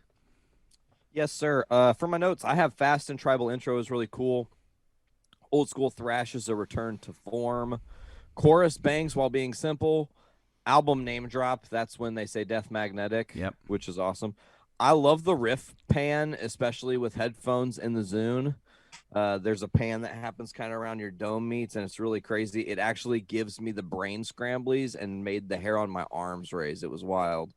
The song moves fast. It ends quickly. Cross that line. I loved it. I think this is a really solid ending track for them. Honestly, this song could have been moved up earlier into the album and pulled something else to the end, and it might have worked better. And it might have actually been more impactful being earlier in the album because we've listened to everything else, as opposed to it being at the end of the album as like, here's our final offering. Interesting. All right, then hit me with that rank, Nate. Well, first of all, let me hit you with its 37 live performances. 37. Last being performed at the Fillmore for their 30th. Yep. And my rank is an 8.25. And Dick. 7. 7. And Nick. 5.5. 5.5. So I rank this song a 7 as well. You know, it's there, pretty thrashy, and I'm happy to say that not a single person on this album ranked anything a no. There was stuff that sucked and generally sucked, but there wasn't any no's. Good. So Proud of it. that's awesome, dude. That is awesome. The overall ranks are way up. The only 4 the album got was Unforgiven. Oh, sorry, guys. I'm the worst. Spoiler. So, the lowest, Nick, you had the lowest average rank of 7.52, which is way That's not up. bad. No, hell no. Especially pretty good. since Saint Anger for you was 4.86. You know, it moved up marginally. Now, the next one was Nate with 8.4. Flat out even, 8.4. Jeez. Then it was Brando, 8.5, and then Dick with 8.6. We're like, wow. We're right in there with each other, and Nick is like, I'm down here because it's all right, guys. It's pretty good. So that gave us a master rank of 8.25. And I got to say, I'm looking. That's up there. I'm looking. It is currently number 4. What? Look at that. Wow, that's crazy. It ranked In a good higher way. than Black Album. Okay. Yeah. Weird. Black Album had a master rank of 7.98. We're also a little harsh on Black Album, if you guys look back and remember. We were definitely laser focused with picking those songs apart. Okay, so it goes Death Magnetic, then it goes Injustice for All, then it goes Ride the Lightning, and then Master of Puppets so far. I'm okay with that. I'm okay with that. Good company. Some really good company, for sure. And you know what? I've always said Death Magnetic to me feels like Injustice for All, like the album that would have been in between Injustice for All and Black Album, like sonically and how their songs were kind of arranged. But also, it's a culmination for everything that they had learned up to that point. You know, they had gone so far to the radio friendly. They had gone to the raw and pure, blah, ugly shit. They had done their masterpieces at this point. So now they're just putting together, all right, what do we do here? Sitting down. But yeah, guys, that's going to wrap it up for the album. We have a few extra songs here we're going to shoot through pretty quickly.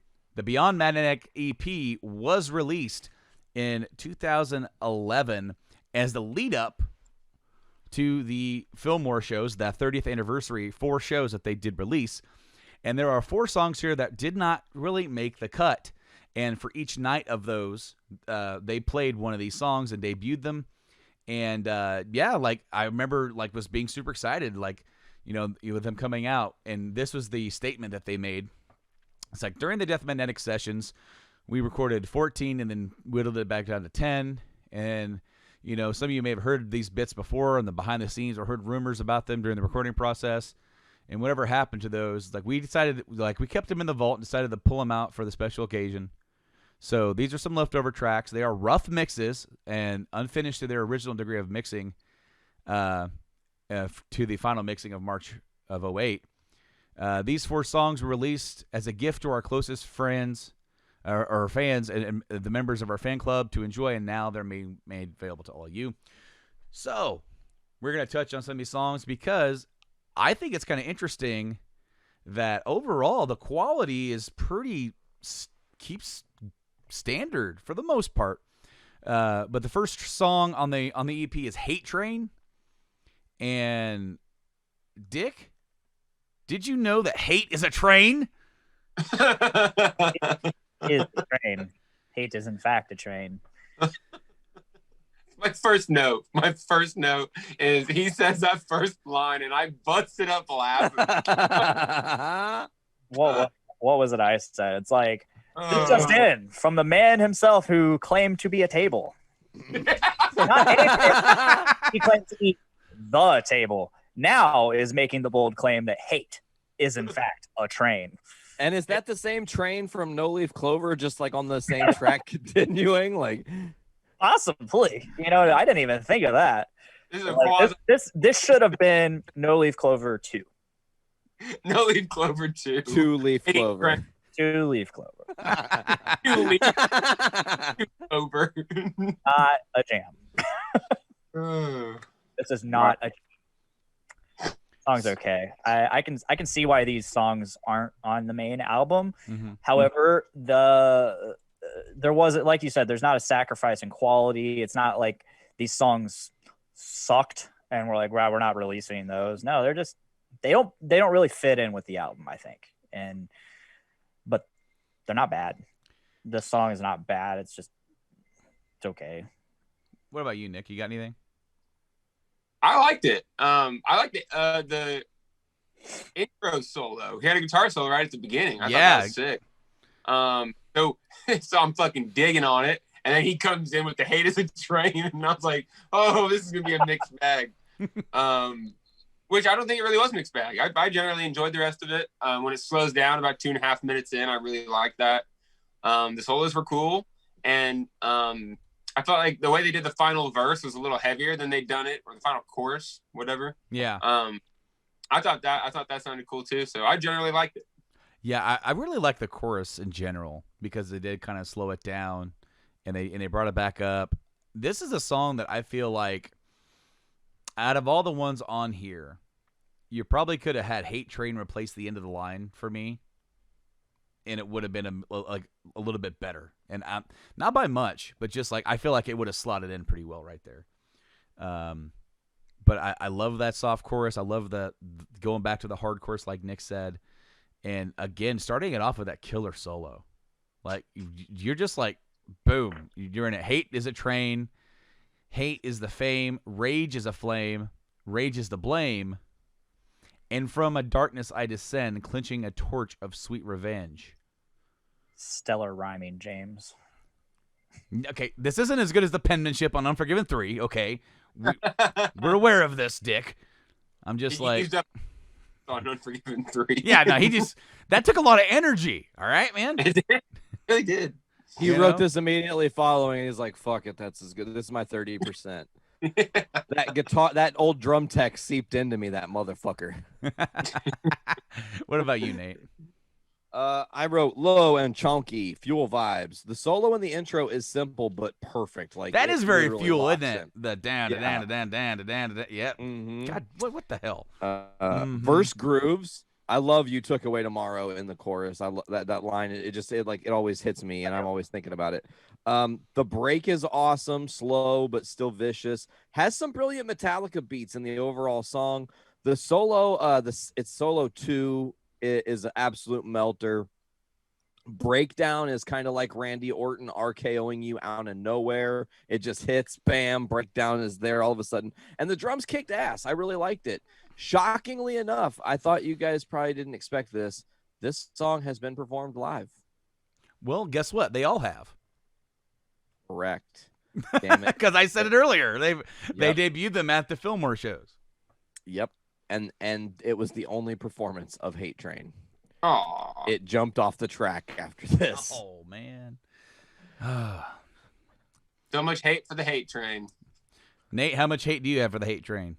Actually, I really like the song. I gave it a 7.75. I think it easily could take away Suicide and Redemption off of the main album. It could have replaced.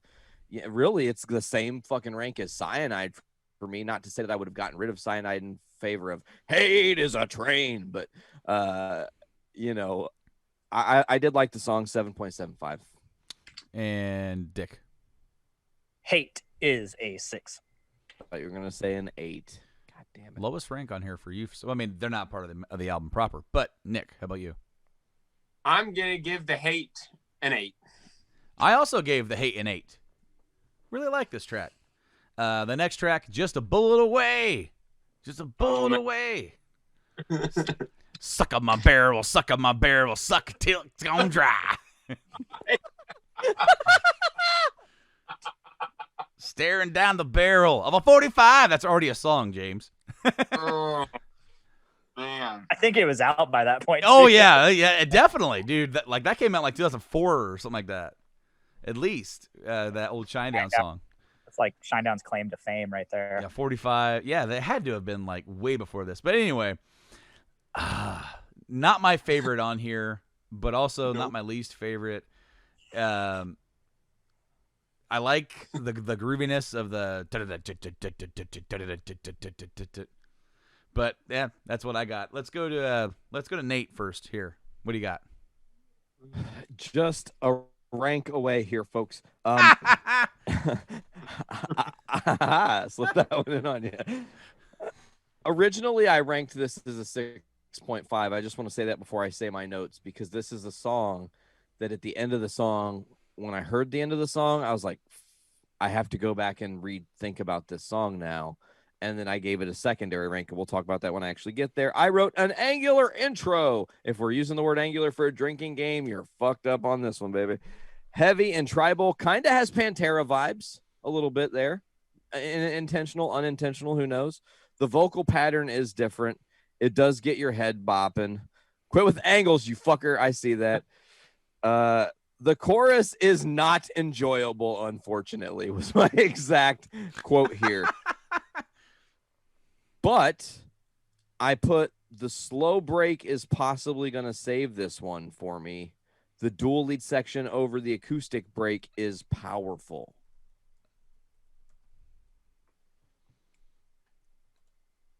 That's all I've got. Okay. We're just sitting here waiting. Like, is there anything else? And All right. Oh, hold on. Yeah, Wait. it's been performed once. One time. Okay, just like the other one. The- Nick, that one. Yeah. Nick, what are your thoughts? My first note is the suck on the barrel stuck into us dry. I got another good one though. Hold on. He says, "Stop the voices in my head." I'm like, the voices that are telling you to suck the barrel dry. Oh. But then right in the middle, I wrote, "What the fuck just happened?" Because in the middle, it just like it becomes a different song. And I really like the second half. The first half, I just couldn't get over, man. It was. He said, "Suck the barrel" way too many times. Way too An many. uncomfortable amount of times. Suck on the So you barrel. don't Suck try- on the barrel.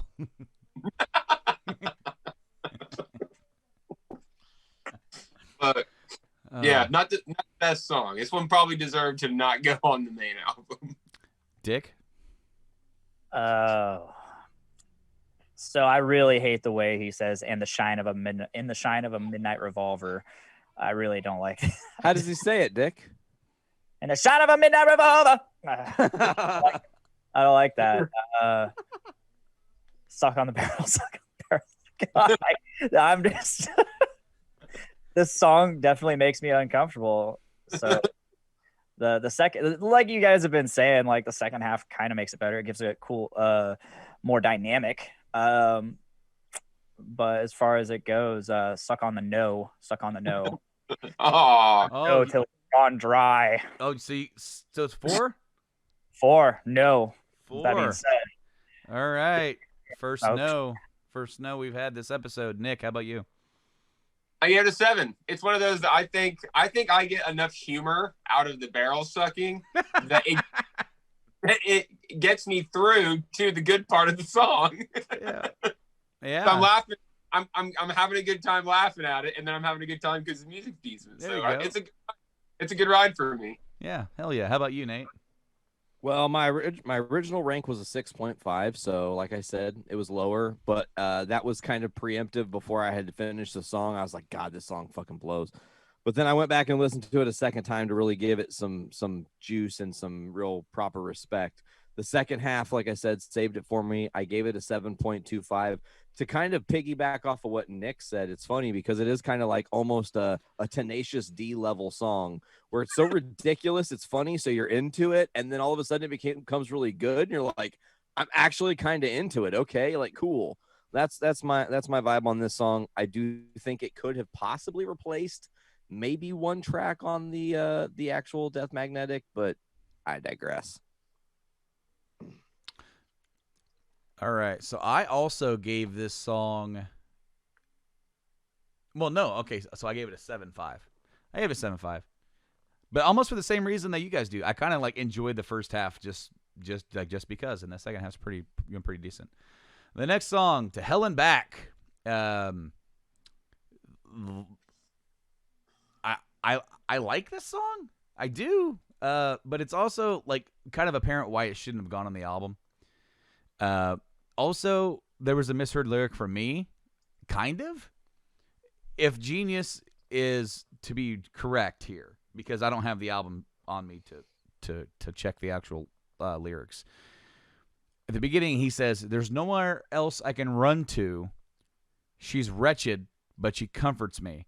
Wretched. I always thought she said ratchet. She ratchet, but she comforts me. Okay, I'm gonna Up the barrel dry. That's what I got. I got wretched. hold on. I'm going onto the official site. Oh my gosh. Sorry.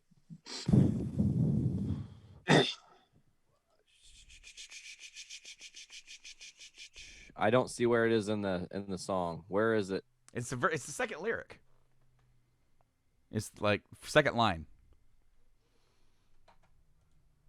Okay, hold on. She's wretched, Wretched. but she comforts me. Yep. Every time I heard it, it was like, she ratchet, but she comforts me. And I'm like, this is the first Metallica song to have the word ratchet. Yeah, like definitely. They're progressive. Yeah, man, you're right in there. But yeah, it's all right. I don't really have a lot to say about it. I like the big heavy chords with the chorus. I do believe that the main lick is a very James like that's very like just kind of like groovy and yeah. So we'll go with Nate next. What do you got? Hell and Back had a creepy intro, angular and punching. Drink for angular. A moody number. Great riffs, but no substance. Jammable, but not their best. The song, here is a shocker, has been performed 16 times. Wow. Which is 15 more times than I expected to find when doing these numbers. All right, we'll go to Dick next. So, if there was gonna be so my least favorite song on Death Magnetic, End of the Line. If there's gonna be a song that replaces that, it's probably this or Rebel of Babylon. I didn't really write any notes. I'm not as familiar with these songs as I am the rest of the album. Sure, this last week and the first time I've ever heard it at all. Sure. So I don't got a lot to say about it. I do remember enjoying this song way more than the first two. So. All right, what about you, Nick? I generally liked it. I thought the intro was really cool. Some decent riffs, and it gave me kind of like Black Album vibes. Mm-hmm. All right. I give it half. Was that? What was that? 7.5. 7.5. All right, 7.5. If I can type the number down. You did not give it a 0.7 or 0.5. You gave it a 7.5. 0.5. A little more than the Cure. All right, Dick. What was your rank? I'm gonna go with the 7.5 as well. And Nate? 6.5.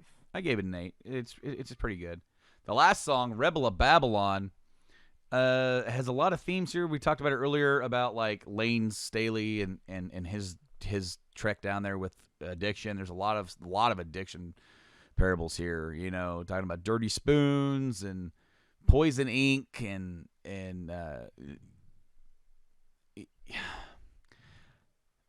I want to like this song more than what I do because I like what it's about. I like that they touch on it. I'm just not sure that I do. I like the beginning of it. I don't know. I'm not sure what it is about it, but this last time when I ranked it, I definitely this is my least ranked this is my lowest rank in the entire Not Like album, but here. So We'll hit it up. We'll go with Nick next. What do you think about Rebel? I didn't really like the first half of the song. The instrumental parts in the middle were pretty cool. Overall, I said the first half of the song isn't anything to write home about, but I love the second part. All right, and Dick? Like I said, if I could replace a song on the album proper, it'd be either Hell and Back or this song. That being said, I don't remember. I remember liking this song a lot, and then it's my mind's gone blank at this point. That's why you write notes, you motherfucker. I like now that I'm reading the lyrics, I do like the way that he sings the first parts. Rebel, grip your bottle tight, just float away. It almost has a very like 70s type style. But I don't like the let this dark shine, just let it shine bright. I'm not sure if I dig that. Anyway, Nate, I believe your last one, bud. I gave Rebels. Here's my. We're not at ranking yet. No, we're not ranking. We're just talking about it, buddy. But the song is slow and mysterious. Mysterious. The one thing that's the start, not the whole song. Okay. James singing in an odd register is something I noticed immediately. A little bit later, there's like a jam section, and that riff kills and then just gets thrashy, which I really enjoyed. Angles for days. Drink that drink.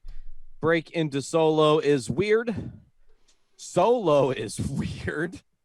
Literally, the break into the solo was weird. The solo itself was weird. Dual lead into bass heavy bit is fun, but too short. And the song has only been performed uno. Yep. All right, what was your rank, Nate? A 7. And Dick. 8. And Nick. 6.5. I gave the song 6. Didn't really dig it, but that's just me. But that's it. That's all our songs we got for this episode. We did the album. We told you the master rate, 8.25. We did these extra songs because it's pretty cool to see the songs that didn't make it. Maybe one or two of them could have been on there in place of the other ones. Why they didn't do it just a 2-disc thing that they ended up doing for the next one, we'll never know. But, guys, thank you guys so much for joining me here today for this episode of Rank 'Em All. It was really a pleasure to sit down with you guys and talk about these cool-ass songs and revisit a just killer album from the latter part of their career, which you might not expect to be right up there with some of their best work. Yep, for sure. It was a nice change of pace from the last couple. No, yeah, absolutely. But and also thank all of you for joining us here today as well, listening out there on podcast land, wherever you get your podcasts. Just search Rank 'Em All. We'll be there. You can also check out the website, rankemall.rocks, and get all the stuff there. Of course, we're a part of some other podcasts as well. We have the Journey into Comics Network. That's an affiliate that we'll have linked. Of course, we have other podcasts there like Journey into Comics Podcasts, Brews with Dudes. We also have the Podcaster feed that has a bunch of other stuff that he does, that Dick does as well. And we have Game Addicts podcast that I also host. So if any of that stuff interests you, be sure to check out the links down below or on the website. But fellas, I think it's going to do it for us. One final thing. If you're watching on YouTube, you got to make sure to smash that subscribe button, comment and like down below. Share it with all your friends on the interwebs, man. We need your support to get this thing rocking. Absolutely, and you can interact with us all over social medias and on in the comment sections as well. Let us know your ranks. We want to hear what you have to say about some of these, and we can make this a big conversation with each other. That's what's great about music. It brings us all together, and we can get a good conversation of flow going. Anyway, guys, all that stuff we said, go check all that out. Until next time, for Nick Maxon, Dick Tyner, Nate Phillips, I've been Brandon Stone. This has been Rank 'Em All. What don't kill us has definitely made us stronger. Except we may be hardwired to self-destruct. We'll be checking that out next time. Later on, guys. Yeah.